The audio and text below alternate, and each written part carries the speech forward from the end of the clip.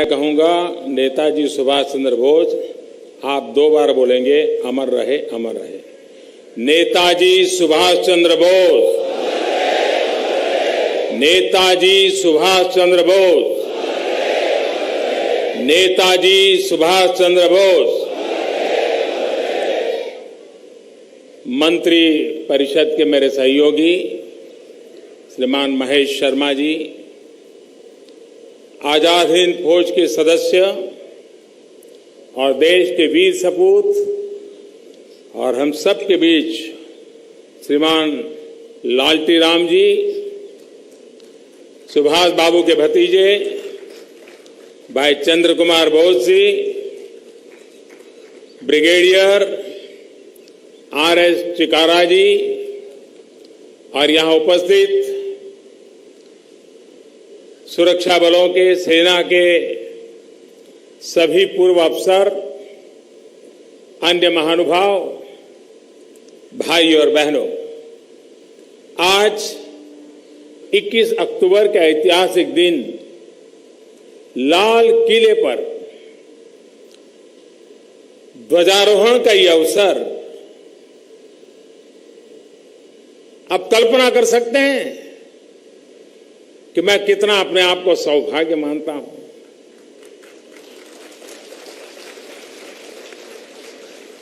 यह वही लाल किला है जहां पर विक्ट्री परेड का सपना नेताजी सुभाष चंद्र बोस ने 75 वर्ष पूर्व देखा था।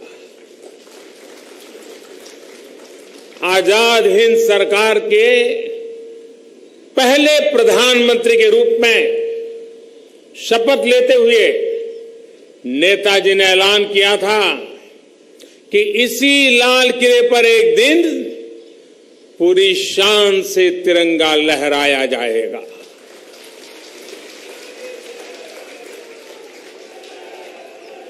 आजाद हिंद सरकार अखंड भारत की सरकार थी, अविभाजित भारत की सरकार थी।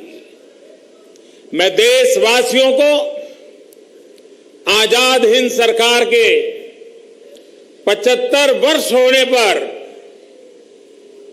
बहुत बहुत बधाई देता हूं। साथियों, अपने लक्ष्य के प्रति जिस व्यक्ति का इतना साफ विजन था, लक्ष्य को हासिल करने के लिए जो अपना सब कुछ दांव पर लगाने के लिए निकल गया हो, जो सिर्फ और सिर्फ देश के लिए समर्पित हो, ऐसे व्यक्ति को याद करने भर से ही पीढ़ी दर पीढ़ी प्रेरित हो जाती है।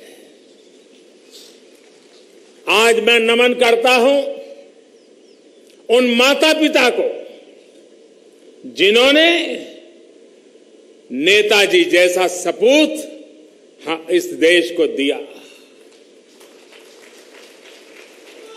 जिन्होंने राष्ट्र के लिए बलिदान देने वाले वीर वीरांगनाओं को जन्म दिया। मैं नतमस्तक हूं उन सैनिकों और उनके परिवारों के आगे जिन्होंने स्वतंत्रता की लड़ाई में सर्वस्व न्योछावर कर दिया।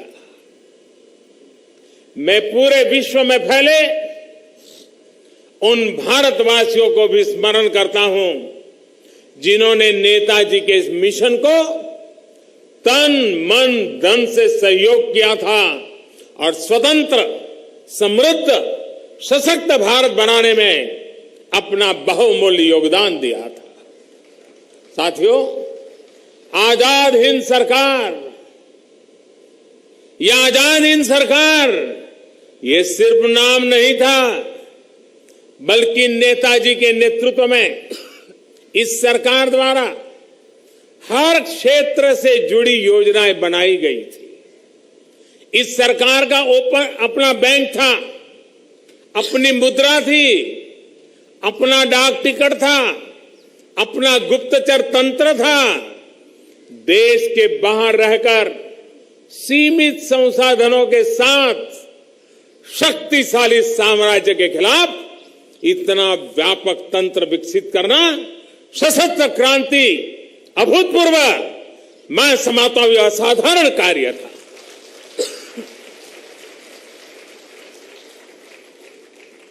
नेताजी ने एक ऐसी सरकार के विरुद्ध लोगों को एकजुट किया जिसका सूरज कभी अस्त नहीं होता था।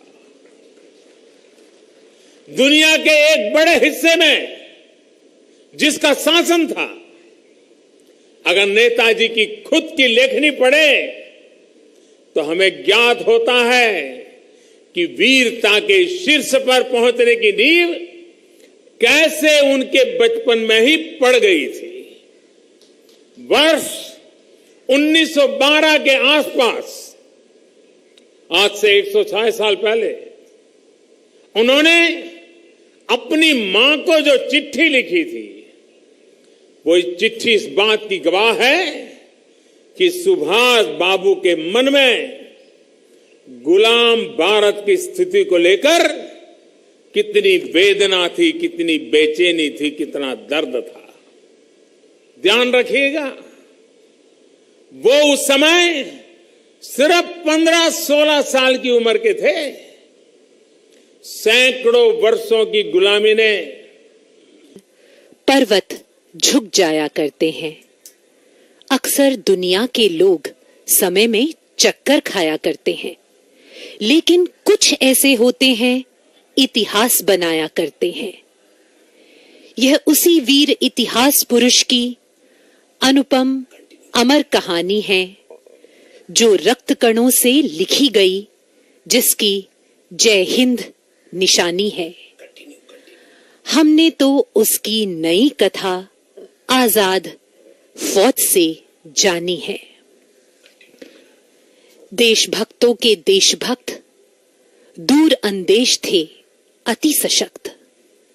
नारा जय हिंद का देकर बोले, आजादी दूंगा तुम देना रक्त। आजादी की लड़ी लड़ाई, आजाद हिंद फौज बनाई, जन जन को आगे ले आए, तरुणाई को दिशा दिखाई। नेताजी सुभाष चंद्र बोस एक ऐसे नेता जो हमेशा अमर रहेंगे। आज समस्त देशवासियों को आजाद हिंद सरकार के गठन के 75वीं वर्षगांठ के अवसर पर एक बार फिर हार्दिक बधाई।